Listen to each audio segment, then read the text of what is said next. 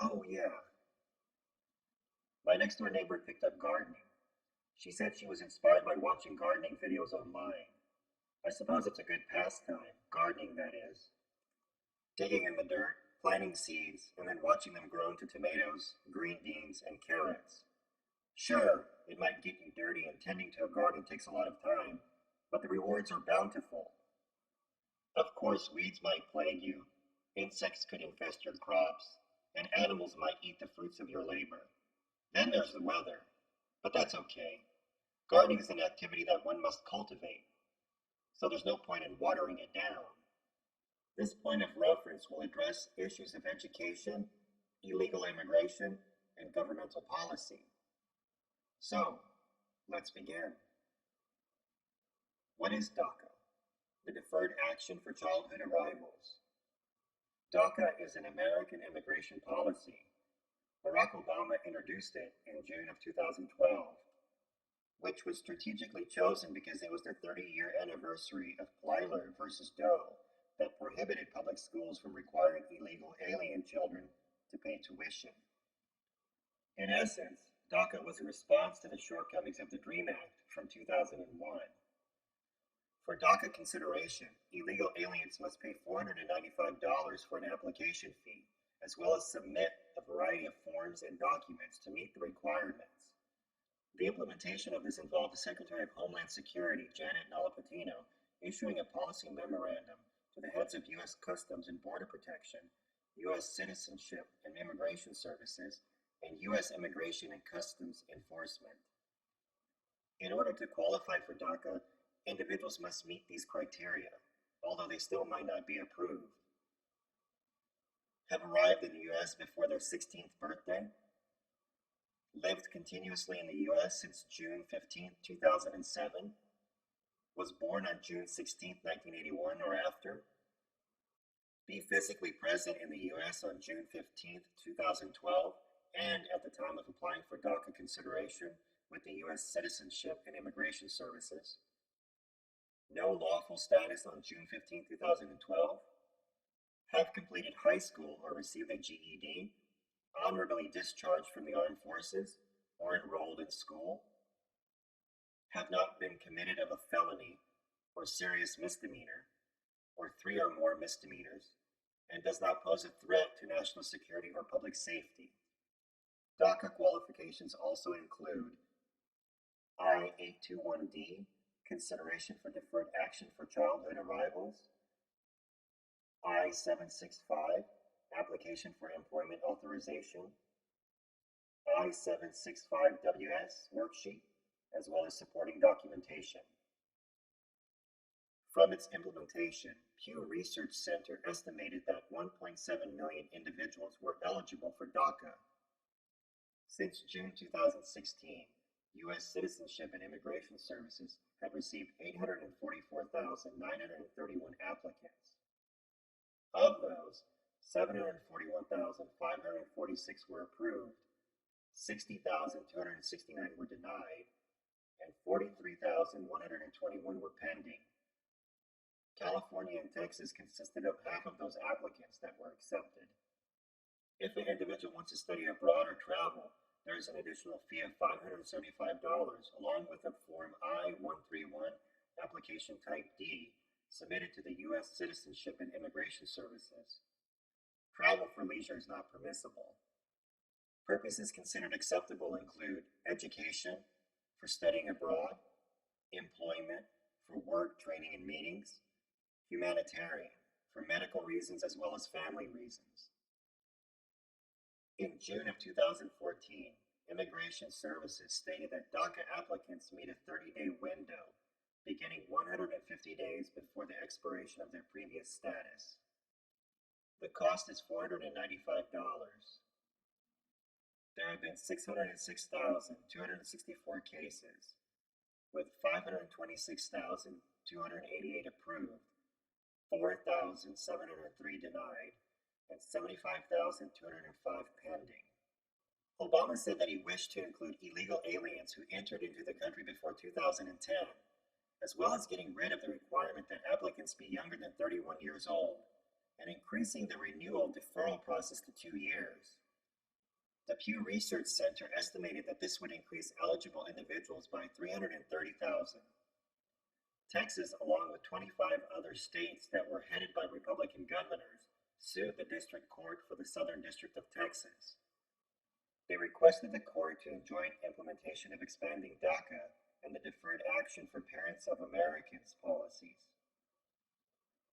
In Texas versus the United States, the Supreme Court split the vote 4-4 and left the injunction previously decided on in place. No precedent was set.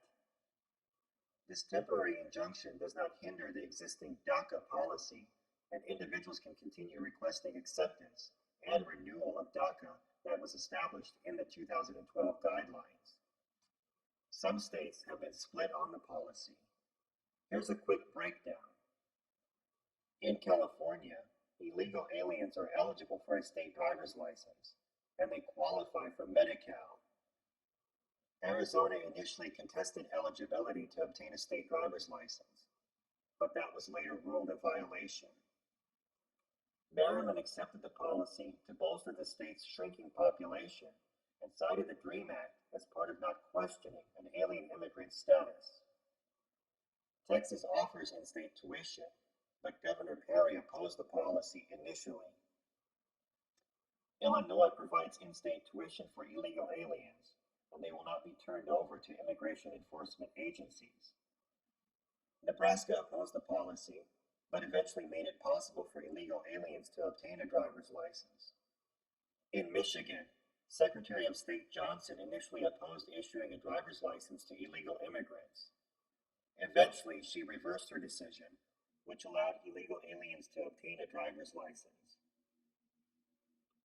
North Carolina initially suspended allowing illegal aliens to obtain a driver's license, but then started issuing them again. In Virginia, illegal aliens are eligible for in-state tuition. Practically all of the Republicans in the House of Representatives voted to defund DACA in June of 2013. However, Congress does not have the ability to defund DACA since it is completely funded by its own application fees rather than through congressional appropriations.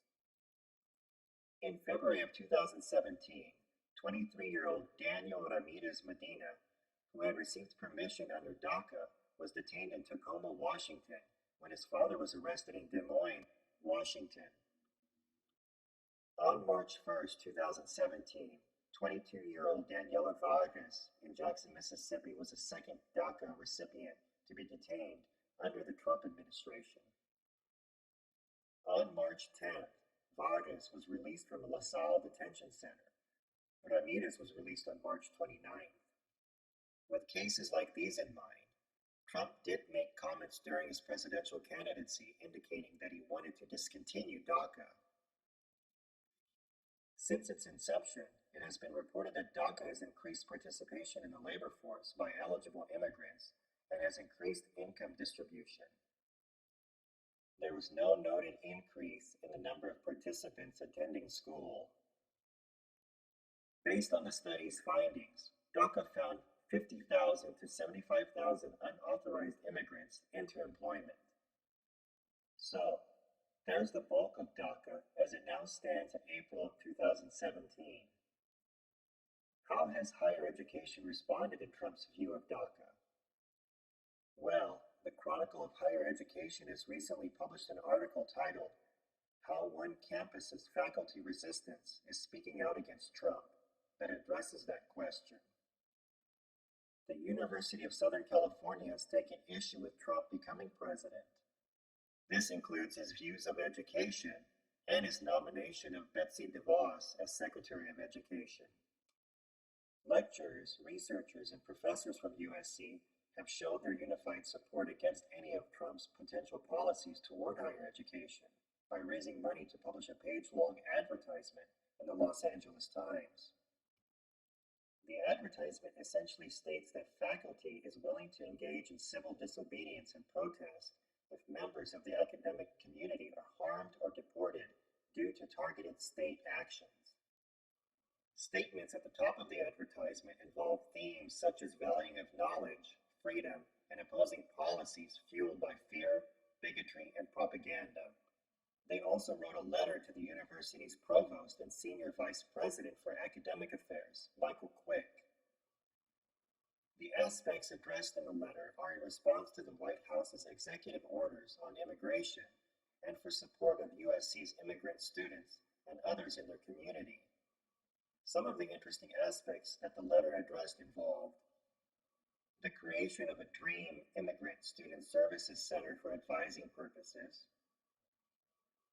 an emergency fund for students, faculty, and staff that will be affected by current and future immigration executive orders, extended summer housing options for DACA students that are afraid to return home because they might lose their status, protection of educational access and degree attainment of undocumented and immigrant students, appointment of a tenured professor to serve as a special assistant to the provost for immigration and international affairs, creation of a naturalization program providing comprehensive resources and assistance to immigrant students, staff, contract workers, and faculty who are lawful permanent residents, and international faculty and postdoctoral scholars to become citizens. Taking the lead on filing amicus briefs and joined more than a dozen universities, including all 8 Ivy League institutions that have already filed a legal challenge to the travel ban. While the faculty resistance at USC have a stake in protecting DACA, they are mostly concentrating their resistance on Trump. For instance, in the article, it is noted that the faculty are stressing activism in response to the Trump administration. They suggest that the faculty resistance act as a friendly critic of university leaders and the policies adopted from the president. Higher education professor and director of the Center of Urban Education, Estella M. Ben-Simon, redirected the purpose of the center's newsletter to present positions against the White House's directives. The article closes with a focus on the professors and what their responsibility is regarding students that could be possibly affected by the Trump administration's executive orders on immigration. Now, the audience of the Chronicle of Higher Education is other educators, professors, and university staff, so it is understandable that the tone and the content of it seems somewhat self-serving. Still, the rhetoric used in the article toward the Trump administration and his executive orders definitely reveals their progressive leaning. In early April, Secretary of Education Betsy DeVos toured various public schools and colleges in Miami.